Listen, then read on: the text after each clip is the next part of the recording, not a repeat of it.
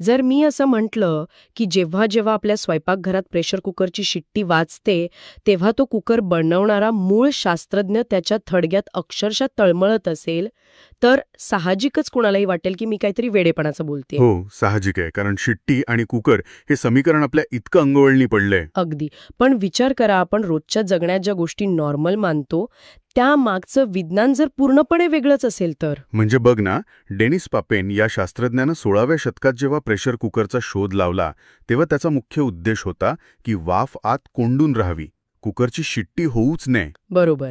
आणि तरीही आज आपण काय करतो तर रोज भातासाठी 2 शिट्ट्या, डाळीसाठी 3 शिट्ट्या मोजत बसतो. हेच तर.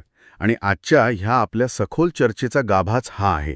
आपण एका अत्यंत रंजक आणि तितक्याच डोळे उघडणाऱ्या माहितीचं आज विश्लेषण करणार आहोत. हो. आणि ह्या माहितीचा मुख्य स्रोत आहे भाभा अणुसंशोधन केंद्र म्हणजेच बार्कमधील निवृत्त शास्त्रज्ञ पद्मश्री डॉक्टर शरद काळे यांचा एक सविस्तर लेख. हो, मी वाचलाय तो लेख.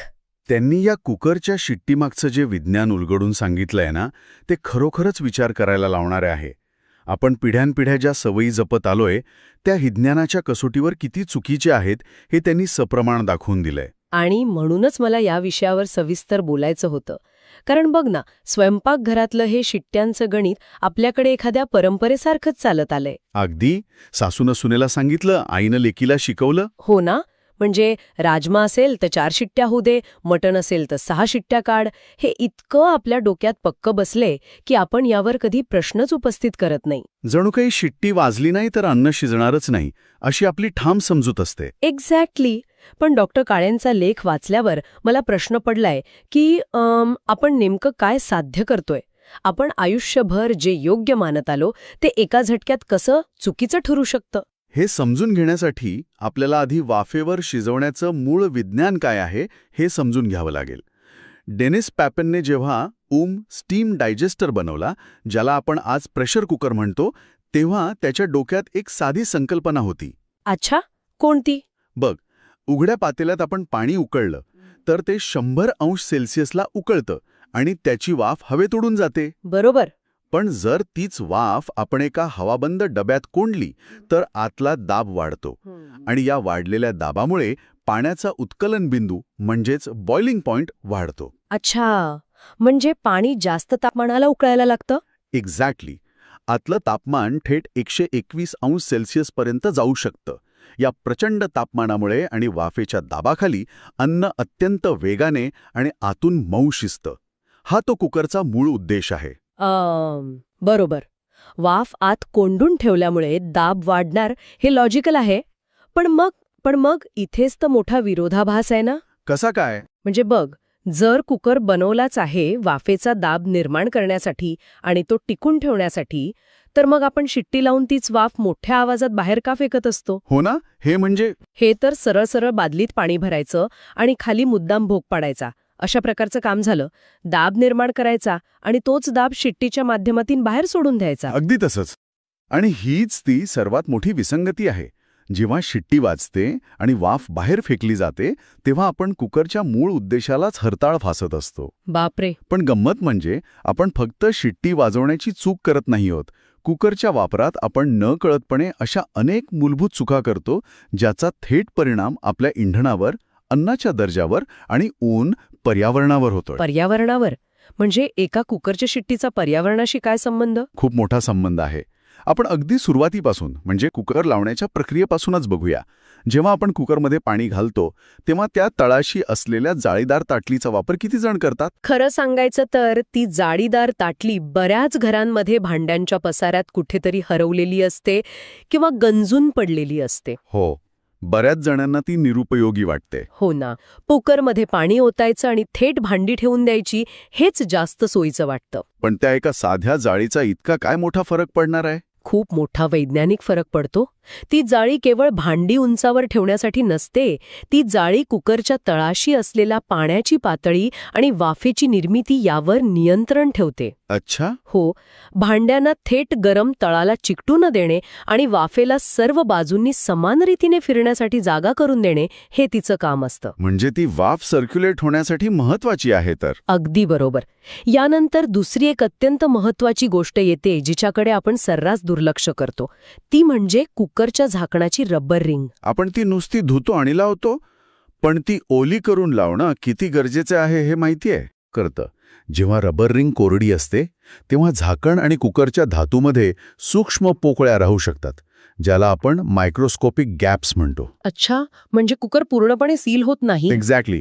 त्यामुळे कुकर पूर्णपणे हवाबंद होत नाही. पण जेव्हा आपण ती रिंग पाण्याने ओली करतो तेव्हा ते पाणी एका मायक्रोसिलेंटसारखं काम करतं. पाण्यामुळे सीलिंग होतं. हो.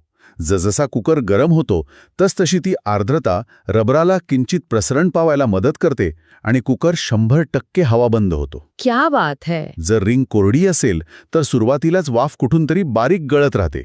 वाफेचा दाब निर्माण व्हायला खूप जास्त वेळ लागतो आणि विनाकारण गॅस वाया जातो. हे तर खरंच खूप लॉजिकल आहे. म्हणजे एका साध्या पाण्याच्या थराने आपण कुकरचं सीलिंग परफेक्ट करू शकतो.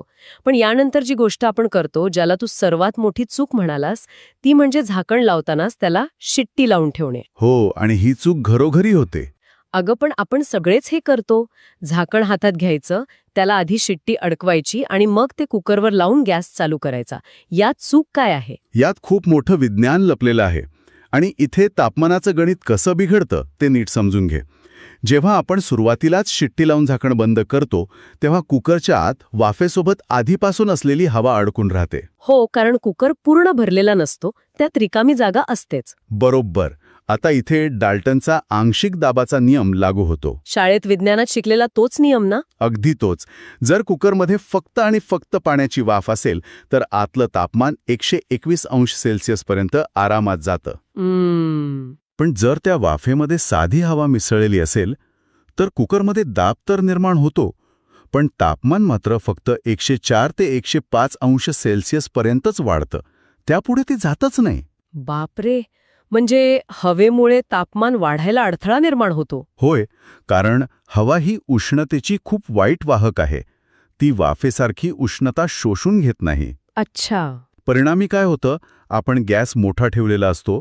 पहिली शिट्टी होईपर्यंत जी प्रचंड ऊर्जा खर्च होते ती फक्त त्या अडकलेल्या हवेला तापवण्यात आणि तो दाब वाढवण्यात वाया जाते.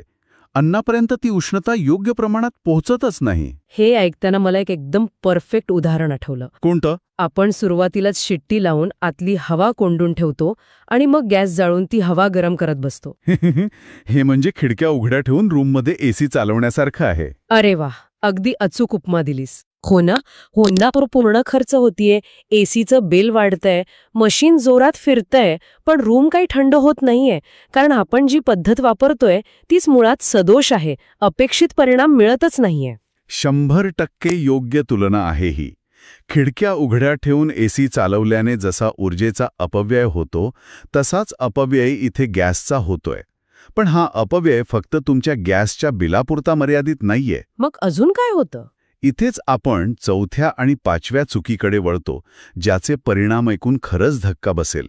प्रत्येक शिट्टीबरोबर नक्की काय होतं याचं विज्ञान कधी आपण तपासलंय का? नाही, म्हणजे नुसता आवाज येतो आणि वाफ बाहेर पडते इतकंच माहितीये. एका शिट्टीबरोबर साधारण 30 मिलीलिटर पाण्याची वाफ कुकरमधून प्रचंड वेगाने बाहेर फेकली जाते आणि या वाफेत जवळजवळ 16 किलो कॅलरी इतकी उष्णता असते. उष्णता किती असते? विज्ञानाच्या भाषेत सांगायचं तर इथे बाष्पीभवनाची सुप्त उष्णता म्हणजे लॅटेंट हीट ऑफ वेपरायझेशन हे तत्व काम करतं.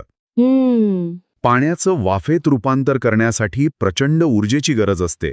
ती सगळी ऊर्जा त्या वाफेत साठवलेली असते. या 16 किलो कॅलरी ऊर्जेचा अंदाज असा घे की ही उष्णता जर आपण 100 ग्रॅम बर्फ वितळवण्यासाठी वापरली तर तो बर्फ काही क्षणात पूर्ण वितळून जाईल. बापरे. हो, एका शिट्टीने 100 ग्रॅम बर्फ वितळवणे इतकी ऊर्जा आपण हवेत फेकून देतो. म्हणजे आपण जे फुर्र असा आवाज ऐकतो ती नुसती हवा नाहीये, तर ती शुद्ध ऊर्जा आहे जी आपण खिडकी बाहेर फेकत आहोत. अगदी. आता विचार कर, आपल्या घरात 2 वेळेच्या स्वयंपाकात 3-4 शिट्ट्या तर आरामात होतात. हो, कमीत कमी 4 तरी होतातच. म्हणजे एका घरातून रोज 300 ते 400 ग्रॅम हिमालयातील बर्फ वितळवण्या इतकी उष्णता आपण हवेत सोडतोय. हे खरंच अस्वस्थ करणारं वास्तव आहे. आपण अनेकदा क्लायमेट चेंज किंवा कार्बन फूटप्रिंटबद्दल बोलताना मोठ्या कारखान्यांचा, विमानांचा, गाड्यांच्या धुराचा विचार करतो. हो ना, आपण स्वतःला कधी जबाबदार धरत नाही. तिला असा मायक्रो डोसिंगच्या माध्यमातून हातभार लावत आहोत याचा मी तरी कधीच विचार केला नव्हता. आणि हे फक्त एका घराचं गणित झालं. भारतासारख्या देशात जिथे कोट्यावधी घरांमध्ये रोज कुकरच्या शिट्ट्या वाजतात, तिथे दररोज किती प्रचंड उष्णता वातावरणात सोडली जात असेल याची नुसती कल्पना करून बघ. बापरे, हा तर खूप मोठा आकडा असेल. होय, आपलं स्वयंपाकघर जेवणावेळी इतकं गरम का होतं याचं हे सर्वात मोठं कारण आहे. आपण अन्न शिजवण्यासाठी गॅस जाळतोय आणि तीच उष्णता घरातल्या हवेत फेकून घर गरम करतोय. आणि या सगळ्या प्रक्रियेत आपण ज्या अन्नासाठी हा खटाटोप करतोय त्याचं काय? एवढ्या वेगाने वाफ बाहेर पडतीये, म्हणजे अन्नातील पोषण मूल्यांवर याचा काही परिणाम होत असेलच ना? 100% होतो. आणि हीच आपली 5वी चूक.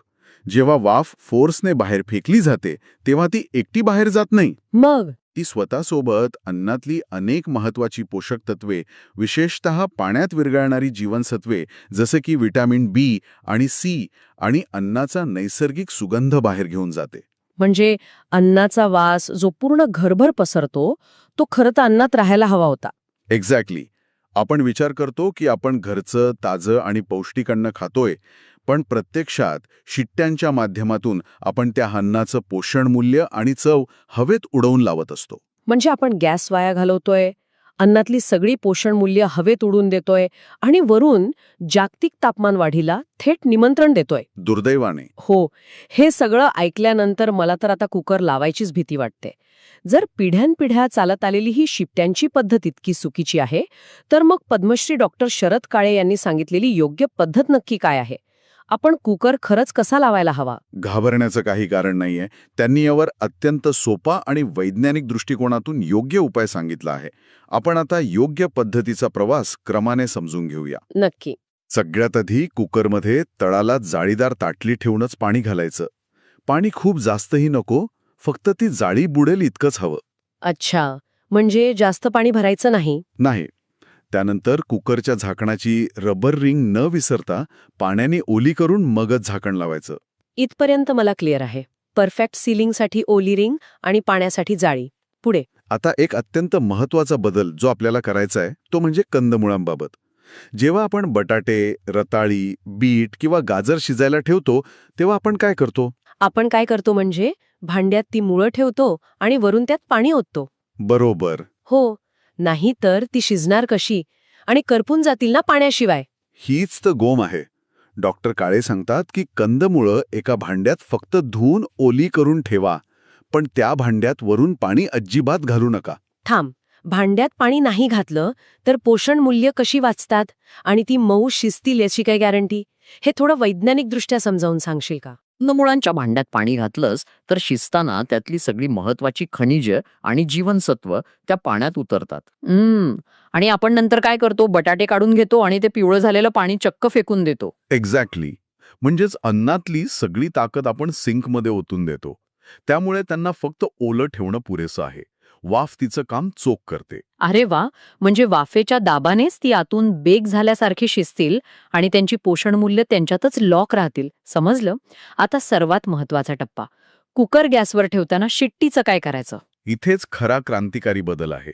झाकण कुकरवर लावायचं, पण त्यावर शिट्टी अजिबात ठेवायची नाही. शिट्टी बाजूला ठेवायची आणि गॅसची ज्योत मोठी करायची. थांब, शिट्टी लावायचीच नाही. पण मग वाफ तर सगळी त्या नळीतून बाहेर पळून जाईल ना. आतमध्ये दाब कसा निर्माण होणार? वाफ बाहेर पळत नाही. सुरुवातीला ती हवा बाहेर पळते. मगाशी आपण डाल्टनच्या नियमाबद्दल बोललो ना? हो, अडकलेली हवा. बरोबर. जर आपण शिट्टी लावली नाही तर कुकर जसजसा गरम होईल तसतशी आतली निरुपयोगी आणि थंड हवा वाफेच्या रेट्यामुळे त्या नळीतून बाहेर ढकलली जाते. थोड्या वेळाने तुला जाणवेल की नळीतून हवेचा नाही तर फक्त आणि फक्त शुद्ध वाफेचा झोत बाहेर येतोय. हा, म्हणजे इथे आपण तो खिडक्या उघड्या ठेवलेला एसी बंद करतोय, आधी आतली सगळी गरम हवा बाहेर काढतोय आणि मग रूम सील करतोय. अगदी तसंच. जेव्हा फक्त सलग वाफ यायला सुरुवात होईल तेव्हा आपल्याला झाकणावर शिट्टी ठेवायची आहे. अच्छा, म्हणजे वाफ येऊ लागल्यावर शिट्टी अडकवायची. हो, यामुळे काय होतं, आतमध्ये आता 1% हवा शिल्लक नाहीये, फक्त 100% वाफ आहे आणि त्यामुळेच आतलं तापमान अगदी काही मिनिटांत 121 अंश सेल्सिअस पर्यंत झेपावतं. क्या बात आहे. हे खरंच किती सोपं आणि लॉजिकल आहे. पण आता मुख्य प्रश्न, शिट्टी ठेवल्यावर पुढे काय? कारण शिट्टी वाजणारच ना दाब वाढल्यावर. इथेच तुझी आणि तुझ्या स्वयंपाकाच्या कौशल्याची खरी परीक्षा आहे. शिट्टी ठेवल्यानंतर काही वेळातच आतला वाफेचा दाब प्रचंड वाढू लागेल. तो एक विशिष्ट पातळीवर आला की शिट्टी वर उचलल्या जाण्याच्या तयारीत असते आणि फुरफुर फुरफुर असा आवाज करू लागते. हो, तो शिट्टी यायच्या आधीचा आवाज. अचूक. तोच क्षण तुला पकडायचा आहे. शिट्टी पूर्ण वाजण्याआधीच तो फुरफुर आवाज येताच गॅसच्या शेगडीचं बटन एकदम सिमवर आणायचं, म्हणजे गॅस पूर्ण मंद करायचा. आपल्याला शिट्टी होऊच द्यायची नाहीये. हे ऐकायला खूप छान वाटतंय, पण प्रॅक्टिकली विचार कर. मी गॅस एकदम बारीक केला, एकही शिट्टी होऊ दिली नाही, मग मला कसं कळणार की आतला भात किंवा मटण शिजलंय की नाही? समजा मी मटण लावलंय, जे शिजायला खूप वेळ लागतो, आणि मी एकही शिट्टी होऊ दिली नाही, तर ते आतून कच्चं राहील ना? माझा तर पूर्ण स्वयंपाकच खराब होईल. मग यासाठी वेळ कशी मोजायची? तुझी शंका अगदी रास्त आहे, पण इथेच रेसिड्युअल हीट किंवा कोंडलेल्या उष्णतेचं विज्ञान काम करतं. ते कसं? एकदा का कुकरच्या आत 121 अंश तापमान पोहोचलं, जे फुरफुर आवाजाने सिद्ध होतं, की त्यानंतर तू गॅस कितीही मोठा ठेवलास तरी तापमान त्यापेक्षा जास्त वाढत नाही. अच्छा. हो, ते फक्त वाफेत रूपांतरित होतं, जी शिट्टी वाटे बाहेर पडते. त्यामुळे गॅस बारीक केल्यावरही आतलं तापमान 121 अंशच राहतं. ओहो, म्हणजे गॅस बारीक केल्याने तापमान कमी होत नाही, फक्त अतिरिक्त वाफ बनणं थांबतं. एक्झॅक्टली. आणि आता वेळ कशी मोजायची ते बघ. गॅस सिम केल्यावर घड्याळ लावून वेळ मोजायची. म्हणजे टायमर लावायचा? हो. जर भात असेल तर बरोबर 2 ते 3 मिनिटे, डाळ किंवा राजमा असेल तर 5 मिनिटे आणि मटण असेल तर साधारण 12 ते 15 मिनिटे गॅस बारीक आचेवर चालू ठेवायचा. ही वेळ संपली की गॅस पूर्ण बंद करायचा. हे तर आपण ऑटोमॅटिक गाडीवरून पुन्हा मॅन्युअल गाडी चालवण्यासारखं झालं. म्हणजे पूर्वी आपण कुकर लावून टीव्ही बघत बसायचो आणि कुकर स्वतःहून शिट्ट्या मारून आपल्याला हाका मारायचा. हो, ती सवयच झाली आपल्याला. आता आपल्याला थोडं लक्ष द्यावं लागेल. तो फुरफुर क्षण पकडावा लागेल. पण जसं मॅन्युअल गाडीत मायलेज आणि कंट्रोल जास्त चांगला मिळतो, तसंच इथेही मला गॅसची बचत आणि उत्तम पोषण मूल्य मिळणार आहेत. अगदी योग्य उपमा दिलीस. सुरुवातीला थोडं लक्ष द्यावं लागेल, पण सवयीने हे अगदी सोपं आणि नैसर्गिक होऊन जातं. आणि आता शेवटची पण तितकीच महत्वाची गोष्ट, कुकर नैसर्गिकरित्या थंड होऊ देणं. अरे हो, मला आठवलं. ऑफिसला जायची घाई असली की अनेकदा मी कुकर थेट सिंकमध्ये नेऊन नळाखाली धरते. बापरे, ही तर खूप मोठी चूक आहे. पाणी टाकलं की लगेच वाफ बसते आणि कुकर उघडतो. हे तर खूप जण करतात. यात काय नुकसान आहे? यात खूप मोठं वैज्ञानिक नुकसान आहे. गॅस बंद केल्यावर कुकरचं काम संपत नाही. असं? होय. जेव्हा कुकर नैसर्गिकरित्या हळूहळू थंड होत असतो, तेव्हा आतलं अन्न अजूनही त्या उरलेल्या उष्णतेवर शिजतच असतं. थंड होण्याच्या या प्रक्रियेदरम्यान अन्नातील रेणूंची पुनर्रचना, ज्याला आपण मॉलिक्युल्स रिअरेंजमेंट म्हणतो, ती होत असते. अच्छा, म्हणजे अन्न सेट होत असतं. बरोबर. अन्नाचे पोत सुधारत असतात आणि चव मुरत असते. जेव्हा आपण अचानक कुकर नळाखाली धरून त्याला कृत्रिमरित्या थंड करतो, तेव्हा या रेणूंच्या पुनर्रचनेला मोठा धक्का म्हणजे थर्मल शॉक बसतो. बापरे. शिजण्याची प्रक्रिया अचानक थांबते. त्यामुळे अन्न कधीकधी चिवट होतं किंवा त्याची नैसर्गिक चव बिघडते. हे खरोखरच अवाक करणारं आहे. म्हणजे थंड होण्याची प्रक्रिया हा सुद्धा स्वयंपाकाचाच एक अविभाज्य भाग आहे. तर आपण जे रोज करतो, अगदी यांत्रिकपणे करतो, त्यात इतकं सखोल विज्ञान आणि रसायनशास्त्र दडलेलं असेल याची मला पुसटशीही कल्पना नव्हती. म्हणूनच पद्मश्री डॉक्टर शरद काळे यांच्या या संशोधनाचं महत्त्व खूप मोठं आहे. जर आपण त्यांनी सांगितलेली ही वैज्ञानिक पद्धत अंगीकारली तर होणारे फायदे बहुआयामी आहेत. नक्कीच. नक्कीच. सर्वात पहिलं आणि थेट दिसणारं फळ म्हणजे तुमची किमान 30 ते 40% इंधनाची बचत होईल. गॅस सिलेंडर जास्त दिवस टिकेल. आणि हे पैशांच्या दृष्टीनेही खूप महत्वाचं आहे. हो ना. दुसरं म्हणजे अन्नातील सर्व महत्वाची पोषण मूल्य आणि नैसर्गिक जीवनसत्व अन्नातच लॉक होऊन राहतील, ज्यामुळे जेवण अधिक पौष्टिक आणि चविष्ट बनेल. हो. आणि तिसरं, सर्वात व्यापक फायदा म्हणजे जागतिक तापमानवाढीस जाणता अजाणता लागणारा आपला हातभार थांबेल. रोज ते हिमालयातले 300-400 ग्रॅम बर्फ वितळवण्याच्या पापातून आपली मुक्तता होईल. आणि सर्वात महत्वाचं म्हणजे कुकरचे शोधक डेनिस पॅपेन यांना शेवटी त्यांच्या थडग्यात शांती मिळेल. हो, ते रडणं नक्कीच थांबवतील. जोकचा भाग थोडा बाजूला ठेवला तर खरोखरच ही अशी माहिती आहे जी ऐकणाऱ्या प्रत्येकाच्या रोजच्या जीवनात एक सकारात्मक बदल घडवू शकते. अगदी. आपण केवळ आपले पैसेच वाचवत नाही आहोत, तर नकळतपणे पर्यावरणाचं होणारं एवढं मोठं नुकसानही टाळतोय. एका अर्थाने आपण आपल्या स्वयंपाकघरातूनच पर्यावरण रक्षणाची सुरुवात करू शकतो. डॉक्टर शरद काळे यांचे खरोखरच आभार मानायला हवेत की त्यांनी एका अत्यंत साध्या रोजच्या कृतीमागील इतकं मोठं आणि गंभीर विज्ञान आपल्यासमोर इतक्या सोप्या भाषेत मांडलं. नक्कीच. विज्ञान हे फक्त मोठ्या प्रयोगशाळांमध्ये किंवा जाडजूड पुस्तकांमध्ये नसतं, तर ते आपल्या स्वयंपाकघरात, आपल्या रोजच्या सवयींमध्ये आणि अगदी आपण ऐकत असलेल्या आवाजांमध्येही दडलेलं असतं. खरंय. गरज असते ती फक्त डोळसपणे त्याकडे पाहण्याची आणि योग्य तो बदल स्वीकारण्याची. अगदी 100% खरे. आणि या सखोल चर्चेच्या शेवटी मला एक विचार सर्वांसमोर ठेवायचा आहे. जर पिढ्यानपिढ्या चालत आलेली आणि अगदी बरोबर वाटणारी कुकरची शिट्टी ही खरं तर एक मोठी वैज्ञानिक चूक असू शकते, तर आपल्या घरात, आपल्या आजूबाजूला असे आणखी कोणते रोजचे आवाज किंवा सवयी असतील जे आपण नॉर्मल मानतो, पण खरं तर ते एक अलार्म आहेत की आपण काहीतरी पूर्णपणे चुकीचे करत आहोत? हा, खरंच खूप खोल विचार आहे. कदाचित आपल्या अशा अनेक ठाम सवयींना विज्ञानाच्या कसोटीवर पुन्हा एकदा तपासून पाहण्याची वेळ आली आहे. विचार नक्की करा आणि पुढच्या वेळी जेव्हा तुम्ही कुकर लावाल तेव्हा कुकरला शिट्टी मारू देऊ नका आणि डेनिस पपेनला नक्की आठवा.